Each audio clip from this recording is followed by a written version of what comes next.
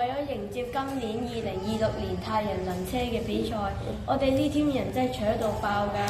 除咗我哋幫架車換咗呢啲大腳8嘅轆之外，仲喺入邊裝咗一個秘密摩打添。要推一隻怪獸，梗係要插足電啦！我哋試咗5個唔同嘅5.5伏同埋6伏嘅超級電容，終於學識咗，只要將內部電阻校到最低，就可以谷爆個摩打，將電力變咗嚟超強嘅爆發力。講到充電真係最頭痛，我哋係用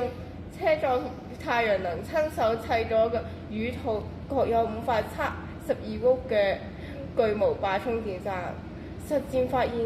18伏雖然充得爽，但係要精密過壓，6伏就最穩陣，真係少啲小息都搞唔掂。試車試到懷疑人生，但係經過無限次炒車同微調重量，我哋終於找定轉換效率同環境限制之間揾到最完美嘅協同，克服所有困難。覺得我哋夠搏，記得喺 YouTube